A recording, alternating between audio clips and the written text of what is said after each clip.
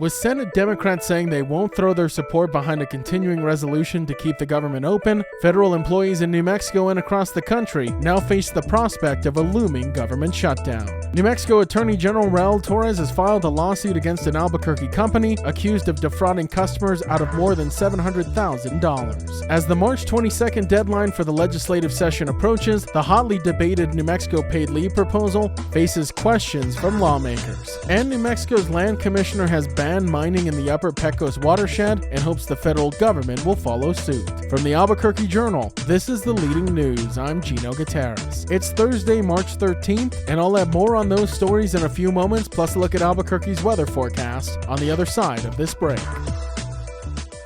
This episode is brought to you by the Kirtland Partnership Committee. For 30 years, we've been dedicated to supporting, growing, and preserving the Kirtland National Security Complex. We work tirelessly to enhance military readiness, foster community partnerships, improve quality of life, and promote economic development right here in New Mexico. Join us in our mission to ensure that Kirtland remains a cornerstone of national security and a key provider of quality jobs and investment for all of Greater Albuquerque. Together, we can make a powerful impact. Kirtland Partnership Committee, proudly shaping the future of our national security for 30 years. Federal workers in New Mexico are facing yet another crisis. First mass layoffs, and now the looming threat of a government shutdown. As Republicans and Democrats remain at odds over the federal budget, thousands of federal employees in the state could be affected. On Wednesday, the U.S. House of Representatives passed a continuing resolution to extend funding for 6 months, but New Mexico's 3 Democratic representatives voted against it. Senate Democrats also opposed the measure, arguing that they were excluded from negotiations. Senate Minority Leader Chuck Schumer stated that Republicans lacked the necessary votes to push the continuing resolution through the Senate and instead proposed an alternative bill to fund the government until April 11th. New Mexico's Senator Ben Ray Lujan criticized House Republicans for their unwillingness to work across party lines. New Mexico Senator Ben Ray Lujan lambasted his colleagues on the right. My colleague Justin Garcia is a reporter for the Albuquerque Journal, saying that they had, quote, they had demonstrated that they don't care about working with anyone for the good of the American people. So pretty serious stuff. And you know, I think as we're looking at it on Wednesday evening, as we're recording this, as we're talking about it, probably important to understand that 2 days is a long time in Washington, D.C. So a lot could happen between now and Friday. With federal employees comprising 3 to 5% of the state's workforce, approximately 29,600 to 44,000 workers, depending on estimates, could be affected by the shutdown. Many federal workers who are now required to return to in-office work live paycheck to paycheck. If no agreement is reached, the government will shut down at midnight on March 14th, though most agencies wouldn't feel the effect until Monday morning. Hundreds of thousands of federal workers nationwide deemed non-essential will be furloughed, while essential workers, those in defense, energy, and agriculture, must continue working without pay. Key social assistance programs, including SNAP and WIC, supporting 42 million Americans, could also be disrupted. Some areas, though, may avoid immediate impacts. Los Alamos National Laboratory stated it has enough funds to maintain operations. Similarly, New Mexico's U.S. District and federal magistrate courts plan to continue functioning at least for 2 weeks using reserve funds, though a prolonged shutdown may lead to furloughs and reduced activities. With New Mexico's high concentration of federal workers, particularly in the northern region, the shutdown could have serious economic repercussions if Congress and the White House fail to reach an agreement. New Mexico Attorney General Raul Torres has filed a lawsuit against Albuquerque-based contractor Flawless Results LLC, accusing the company and its operators of defrauding customers out of more than $700,000 by taking payments for home remodeling projects that were never completed. The lawsuit, filed in the 2nd Judicial District Court, names company operators John Stephen Georges Sr., Robert Dean Bobby Murphy Jr., and Jacob Chalmer Tyron. New Jersey-based Cross River Bank, which allegedly issued loans to customers without proper legal disclosures, is also named in the suit. Torres is seeking to permanently ban Flawless Results from operating in New Mexico, void customer contracts, require full refunds, hold Cross River Bank accountable, and impose civil penalties up to $5,000 per violation. The lawsuit claims Flawless Results pressured customers into taking out loans for home improvement projects, collected large down payments, then abandoned the work. One case highlighted in the lawsuit describes a customer who paid over $15,000 for sliding and trim replacements, only for Flawless Results to start demolition then stop work entirely within 12 days, ceasing communication. By October 2024, the company had fired its employees, closed its storefronts, and left customers without refunds. Other lawsuits against the company, all filed in 2024, reveal similar claims. In a lot of these instances, work was like in progress, and it was like, My colleague Justin Garcia is a reporter for the Albuquerque Journal. well, we're looking to have this window completed, or we're looking to have this work done, and we're calling up you guys to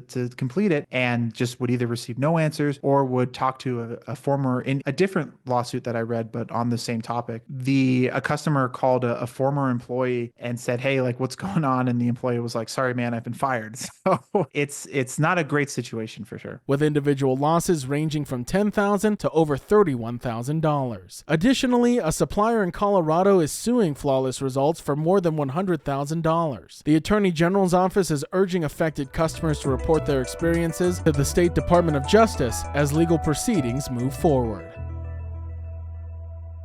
As the hotly debated New Mexico paid leave proposal nears the finish line at the Roundhouse, questions are swirling about the plan's financial viability. With more on this story, I'm now joined by Albuquerque Journal Capitol Bureau Chief Dan Boyd and co-business editor Megan Gleason, who have been covering the 60-day session for the paper. Guys, thank you so much for joining me. Feels like I'm making a guest appearance on your guys' podcast, Rounding Up the Roundhouse, but we have a really important issue in front of us as we approach the end of the 60-day legislative session, and that is this paid leave proposal that's been trying to pass the legislature for several years now, previously known as the Paid Family Medical Leave Act. What can you guys tell us about the latest on this piece of legislation? Yeah, so it's majorly changed since it was first introduced. It was formerly known as the Paid Family and Medical Leave Act, and now it's kind of been split into two sections, with a Wellness Fund section and a Welcome Baby section.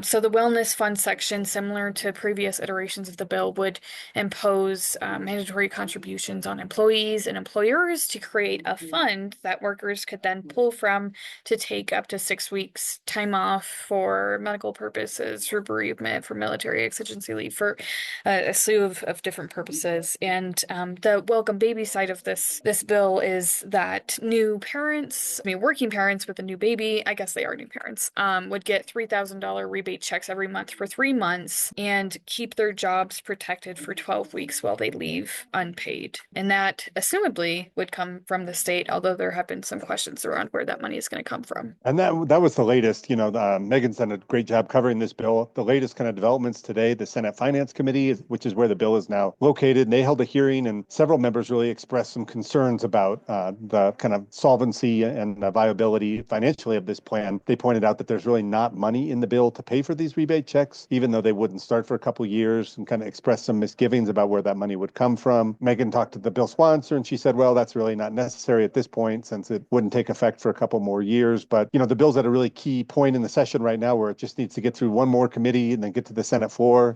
So it's very close to the finish line, but obviously still a big hurdle to get over, and some concerns at this stage about kind of where the bill is at. And Dan, something you just mentioned in your answer leads me to my next question for both of you guys, and it's the solvency concerns that lawmakers have about this. A legislative analysis suggests that the Wellness Fund could face a deficit between $227 million and $870 million if more than 4.5% of eligible workers use the leave program. So there is that legitimate concern that even if this small fraction of workers take advantage of this program, that it could overwhelm it. Yeah, I would say solvency is probably the big concern facing the bill at this point. Even, we spoke to some advocates today who are obviously pushing for the bill to get over the finish line, but even they, voiced some concern about that the bill has changed in the process, and they want to make sure that it is financially viable and that, money would be there for workers to make sure this is done right. And I think that's the thing sometimes at the session when these bills change and evolve, and it can be hard to really, do an accurate analysis, especially on a bill as big as this that could impact so many people across New Mexico. And it was a bit of a tense committee this morning. So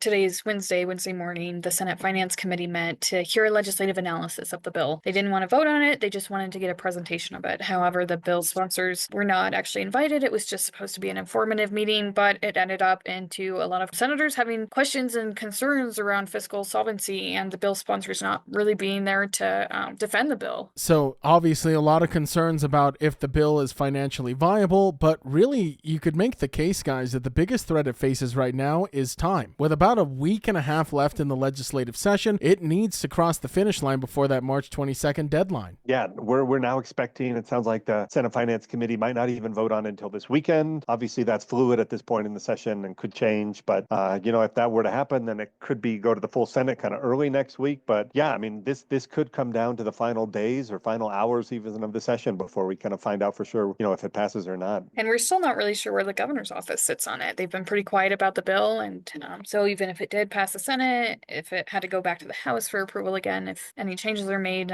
the big question then would be, is the governor on board as well? So guys, obviously still a lot of questions surrounding this paid leave legislation, and with just about a week and a half left in the legislative session, it'll be a time crunch for legislators to get this one across the finish line after years of trying. I know you guys will be keeping an eye on this and everything going on in the legislature before that March 22nd noon deadline. For our listeners, they can keep up with Megan and Dan's legislative coverage on their podcast, Rounding Up the Roundhouse, which you can listen to anywhere you get your podcasts. Guys, thank you so much for joining me. Yeah, thanks, Gino. And a little plug, our legislative podcast, Rounding Up the Roundhouse, comes up twice a week. Keep an eye out for that. Thanks, appreciate it.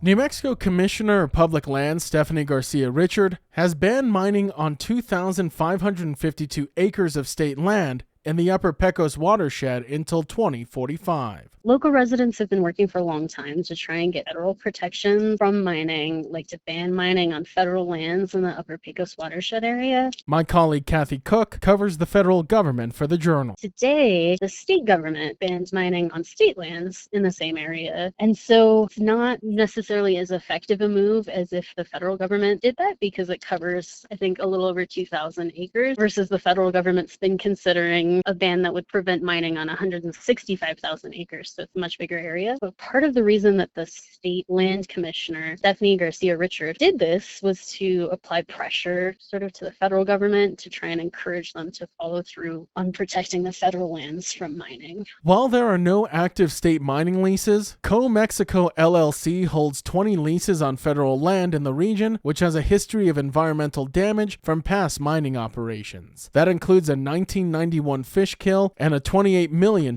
cleanup. Current New Mexico gubernatorial candidate and former Interior Secretary Deb Haaland initiated the process to withdraw 165,000 acres of federal land from mining, but the Trump administration's focus on increasing domestic mining could jeopardize those protections. A Bureau of Land Management public meeting, part of the withdrawal process, was indefinitely postponed, though public comment is still being accepted until March 17th. Local leaders and advocates emphasize the Pecos River's economic, cultural, and agricultural importance. The watershed supports fishing, tourism, and traditional acequia irrigation systems. The state legislature has also backed federal protections, with a House Joint Memorial passing 52-9. New Mexico's congressional delegation has introduced legislation to safeguard the watershed from mining as well. Supporters see the state mining ban as a critical step in pushing federal authorities to act. Pecos Mayor Thresfor Benavidez, who has advocated for protection for 6 years, remains hopeful that continued pressure will lead to stronger safeguards for the region. If you like hearing all of the latest news from the Albuquerque Journal here on the Leading News, consider becoming a digital subscriber to the Albuquerque Journal. You can check our show notes for a discount code on a digital subscription and keep up with all the latest news from New Mexico's leading news source. Now taking a look at Albuquerque's weather forecast. Today you can expect mostly sunny skies with a high near 70, and this evening rain showers likely before midnight, mostly cloudy with a low around 34. To keep up with all the latest news from the Albuquerque Journal, you can visit our website at abqjournal.com. I'm Gino Gutierrez. The Leading News will be back tomorrow.